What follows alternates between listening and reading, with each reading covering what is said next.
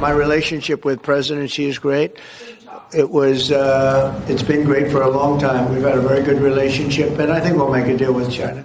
Mr. President, in your meeting with... If we don't make a deal, we'll set it. We'll just set the number, and, I think they'll want to be a part of the United States. We're doing great. This is the golden age, as Paul said. We're talking about the golden age. There will never be a time like this, in my opinion. And China wants to be a part of that, too. Okay. I got to be honest with you. I follow this stuff for a living. You follow this stuff, because you enjoy it. I'm the same way as you. I don't know what's going on with the tariffs. Are they in place? Are they coming? Are they not in place? I don't know, but I know Stephen probably knows because he's really good at all this stuff. Joining me now, Stephen W. Mosher, president of the Population Research Institute. He also wrote a wonderful book about the fall of China, hopefully, the devil in communist China. Okay, Stephen, the tariffs specifically when it comes to China. What is in place? What is not in place? What is coming to in place? Where are we at with all this? Well, where we at is that China can dish it out, but they sure can't take it because they've been dishing it out to us for decades, and they put tariff barriers on our goods, and they have used economic pressure to try to get us to do what they want. They've been cheating, lying, and stealing.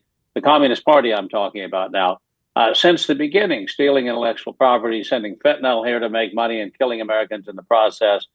Sending agents across the open southern border, sleeper agents who are going to, I'm afraid, plague us during an eventual conflict. So they've been doing a lot of things, and they've been getting away with it because no one has responded in the way that they should have. And now we finally have a president who is responding to China appropriately. And what he's doing is he's putting the same kind of tariffs on Chinese goods that they're putting on us, and taking into account their theft of intellectual property and their non-tariff barriers and all the rest.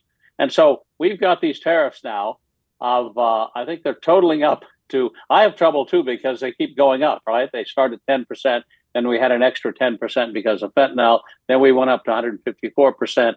Then China foolishly responded, and now we're at 250%.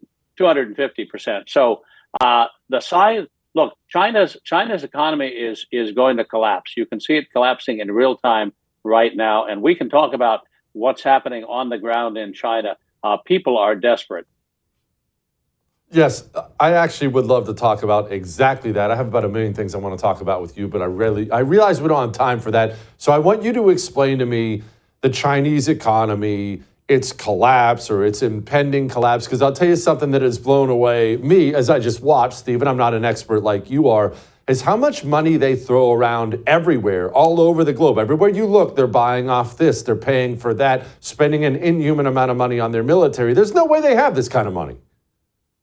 Well, the only way they have this kind of money is from the export sector of the economy, right? The things that they produce using virtual serf labor, slave labor, actually, and produce goods. If you have slaves, you can produce goods very cheaply, especially if they're hardworking people like the Chinese who have great work ethic. And these people are being worked 7 days a week, 12 hours a day in amazing shifts, lengthy shifts that Americans wouldn't tolerate. They can't organize labor unions. They can't strike for higher wages. If they object, they're met with police force. So they work long and hard for slave wages. So they have this export sector of the economy all along China's coast. A couple 100 million people are involved in that. It's based in Guangdong and Shanghai and up north in Tianjin. And so every day you have these tens of millions of Chinese workers, these minions, working, producing goods for export. Where do those goods go? Well, a lot of those goods come to the United States. About 16% of the goods. So that's 1 in every 6 of the shoes that they make comes to the United States. We've got the biggest consumer economy in the world. And actually some other stuff comes to the U.S. too, indirectly from Vietnam and Indonesia and Hong Kong, which is transshipped because the Chinese Communist Party is trying to trick us into thinking that not all of these cheap slave labor goods come from China, but they do. They're just shipped through other places. So right now with the tariffs, no one is buying those goods because all of a sudden they're not the cheapest place to get shirts and shoes. And so the containers, there are huge piles of containers piling up in China's major ports that will never be shipped anywhere because they're filled with goods that were ordered months ago from the United States, and those orders have now been canceled. There are huge numbers of ships sitting offshore, most of which are owned by China. I mean, talking about dozens of container ships off Guangdong, dozens of container ships off Shanghai, waiting in ports for cargo that will never come. So about half of all the container voyages between China and the U.S. Are being canceled right now in real time. And that'll only make the current backlog worse. Those ships aren't going anywhere because no one wants to buy the cheap Chinese goods. And many of these goods, look, were made for the American market.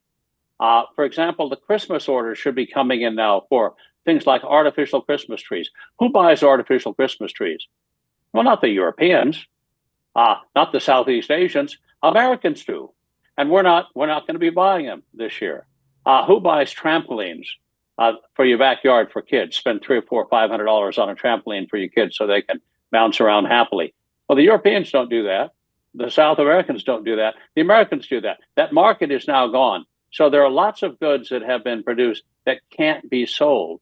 I look at Chinese videos of warehouses filled with piles of shoes and piles of clothes and piles of other goods that are now being sold for pennies on the dollar to people in China. They're basically going to have to be giving away these goods for less than the cost of manufacturing them. I'm looking at factories now that are closing down, workers being sent home with their last paycheck, or maybe not being paid at all, because if you don't pay the workers, what can they do? They have no recourse.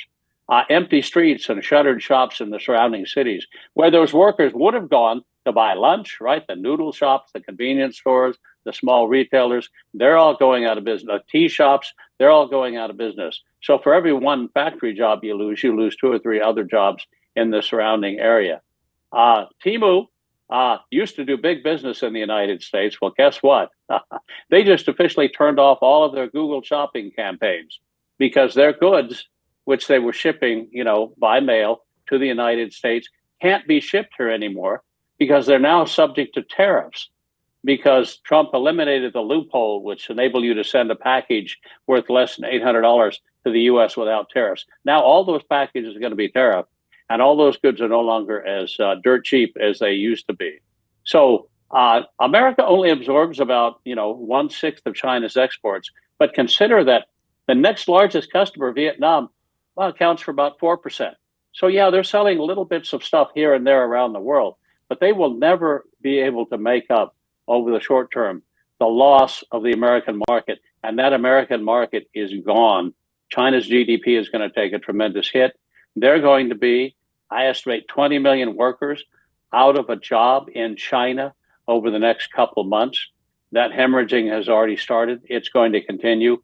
That's on top of the already high youth unemployment rate, where about 40%, 4 out of 10 of young people from 16 to 25 are unemployed in China. There are going to be millions of people in China's coastal cities who don't have jobs and can't afford to live, can't afford to buy food. Stephen, my concern, look, it's just a concern. I'm not saying anyone's doing anything wrong. What does China do in response to this? We know they have a totalitarian at the top. He doesn't have complete ironclad control, obviously. I've heard from several people he's afraid of his generals. He's afraid of this. China has to respond, right? Xi can't afford to just have the economy collapse. They have to do something, right? Well, they do. And I think they're going to be so caught up in the internal turmoil, the social unrest that is coming. We're talking about the fate of tens of millions of Chinese. And consider this, that, it's only a matter of time before they take to the streets. Demanding what? Demanding food. They're not making a demand for an increase in wages, for example. They're demanding the right to live, the right to survive. And look, these people have nowhere else to go. I spent 10 years in Asia. I spent many years in China. And I lived in villages. I lived in small towns. 40 years ago, the people now out of work could have gone back to the villages. That's where they came from. That's where their families were. They could go back. They would have a room. They would have a house. They could farm in the fields. 20 years ago, they could have gone back to the villages. And people in the villages would have been older now, and some of the fields would have not been farmed, but they still could have survived. But this generation was raised by their grandparents in the villages. Their parents grew up in the cities. They grew up in the cities, and those villages are now empty. Those grandparents are now in their 70s and 80s and dying out. The fields aren't being farmed anymore. Some of the villages in the marginal areas are completely abandoned. In other words, they can't go back. There's no place for them to go back to. They're stuck in the cities. So there's a huge floating population of people in the cities. And I think, so there's no soft rice paddy to land on this time. There's no going home. So, yeah, I expect food riots.